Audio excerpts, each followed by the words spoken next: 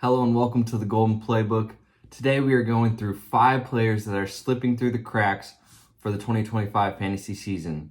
Whether they're up and coming guys that this year is going to be the pop year, or whether they're savvy veterans that people are forgetting about that have one more good season in them, these are 5 guys that are going under the radar for the 2025 fantasy football season. First guy being Justin Fields.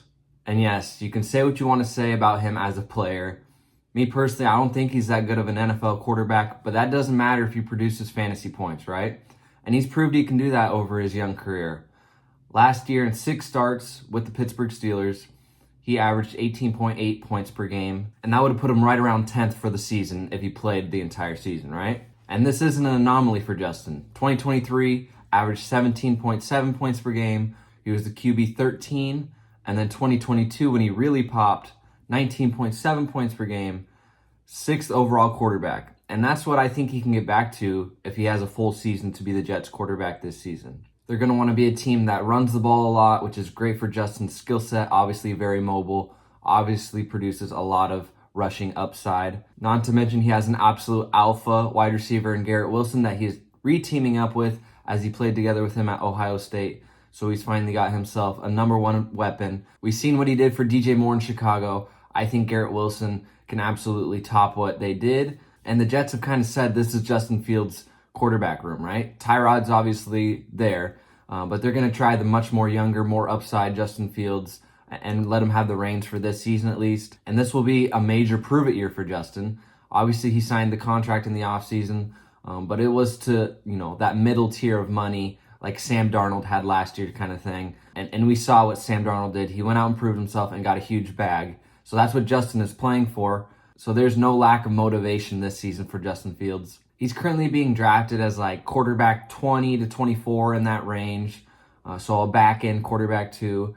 And I think he honestly, as you've seen from his ceiling in years past, that he can be much, much better than that. I think in a super flex league, he'd be an excellent QB2 with tons of upside. A boom week could happen at any week. And in standard 1 quarterback leagues, he could be a great second quarterback that you can play based on matchups if you want to shoot for the boom week. I think people are forgetting a little bit about Justin's upside as a fantasy quarterback because they know, he doesn't throw the ball very well, lost a starting job to Russ, all these things. But at the end of the day, he puts up fantasy points. And we don't care how it looks as long as it tallies up in the box score, right? So Justin Fields is my first player that's going under the radar for 2025. And my next guy is someone you might not be so familiar with, and that's Brenton Strange. And he is the tight end for the Jacksonville Jaguars. As we know, Evan Ingram has left for the Denver Broncos. Last season, Evan Ingram was out weeks 2 through 5, and then weeks 15 through 18. The weeks at the end of the season, Trevor Lawrence were not healthy for. So we'll look at the weeks 2 through 5. Brenton Strange averaged 9 points per game, which is, it's not amazing. But 9 points per game puts you about tight end 15 for season-long average. And even at the end of the season with Mac Jones at quarterback, Brenton Strange had 2 double-digit weeks for fantasy points. So when he was given the opportunity, Brenton Strange kind of showed out and played some good ball. Now he's obviously assuming the starter role. He should likely be the third option in the passing game behind Brian Thomas and Travis Hunter. Lots of targets should head his way. As we know, Liam Cohen's heading to the Jacksonville from Tampa Bay, and Liam Cohen's no stranger and not afraid to dial up some plays for the tight end. K. Dotton was tight end 11 points per game last season, had 87 targets in 14 games played. That's 6 targets per game. And I would argue that Tampa Bay had much stronger other options for Liam Cohen to divvy the ball to than Jacksonville does. It's really going to be, like I said, Brian Thomas, Travis Hunter, and Brenton Strange. So I think Brenton Strange is going to get a surprising amount of target share this season. And he proved last year he can produce. And he wasn't getting anything dialed up for him last season. He was just getting, the second read throws, the short stuff over the middle. And he was still producing in that mid-tier level. But I think Brenton Strange is going way under the radar. He can easily be a top-end tight end 2, even a back-end tight end 1, if things kind of break right for him. I really like Strange's upside in this offense. We just need Trevor Lawrence to take that jump, take that leap, like we've been saying all offseason. We have lots of fun weapons in Jacksonville. We just need Trevor Lawrence to get them the ball. Next guy up on this list is Darnell Mooney. And for me, things have not changed. He retains that wide receiver 2 role behind Drake London. Atlanta added just about nobody to compete for targets with him. We know they want to go through Bijan, but Michael Penix is spinning the rock. We know Drake London will be the number 1 read, number 1 target share guy, but Darnell Mooney should be number 2 right behind him. Last year, he was battling some hamstring injuries, some thumb injuries, averaged 12 points per game, finished wide receiver 31 in that category. And I think that's really his floor this season if he stays healthy. I think Michael Penix will have this offense functioning at just a different level than they were last season. Even though Kirk was putting up some stats, clearly things weren't right in Atlanta. So I think this season, Michael Penix should have them absolutely humming with a lot of the target share going to Darnell Mooney. I just think he's being drafted too late. He's not a sexy name. He's been really slept on since he went to Atlanta, but he was producing really well last season until some kind of nagging injuries picked up.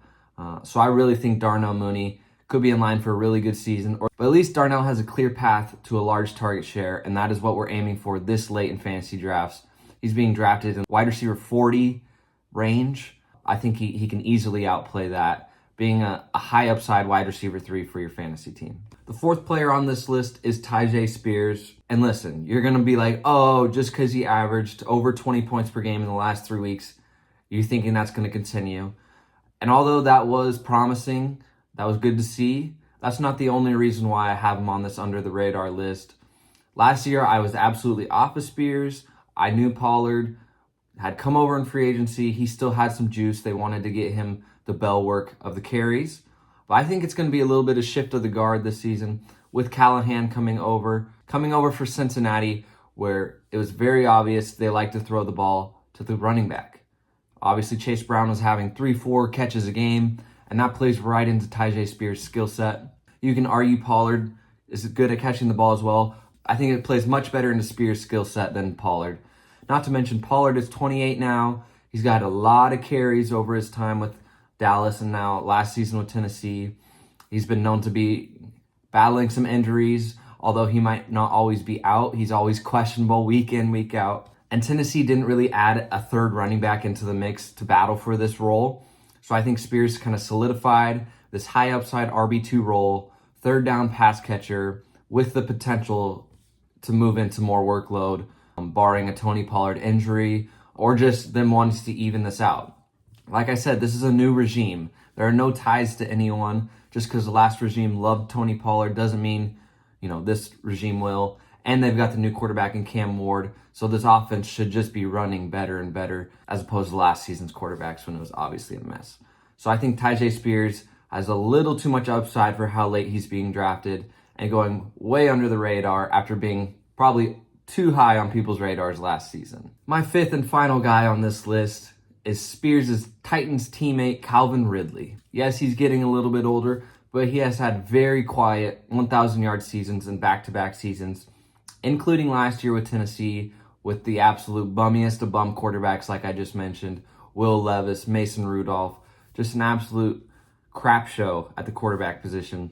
But Ridley continued to produce, continues to retain this wide receiver 1 role, and it looked to me like he still had it. He still looked explosive.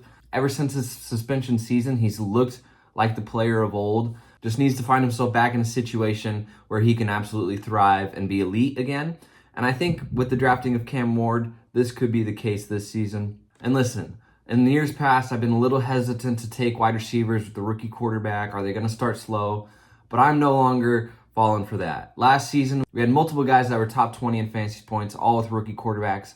Cortland Sutton, DJ Moore, Terry McLaurin, all guys with rookie quarterbacks that absolutely produced at a high level. And I think it could be the same for Calvin Ridley. I think this Titans offense is just going to be much more fluid, much more balanced, not just Tony Pollard up the middle for 3 yards in a cloud of dust.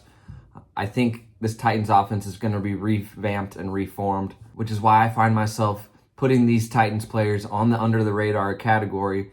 Both Spears and Ridley's are absolutely dynamic athletes that have clear paths to huge roles in this offense. I think it's really easy just to look at last season, realize how bad the Titans offense was, and just try to eliminate them. But I think this could be a case of a really quick turnaround with the rookie quarterback if he's progressing well, I think Spears and Ridley will be very good values in the fantasy drafts this season. All right, there you have it. There are my 5 guys that are going under the radar currently. At least I'm not hearing any buzz about them. Let me know down in the comments who is under the radar for you. Who do you feel like is being undervalued or slipping through our cracks? Or drop in the comments if you disagree with me. I would love to hear what you guys think.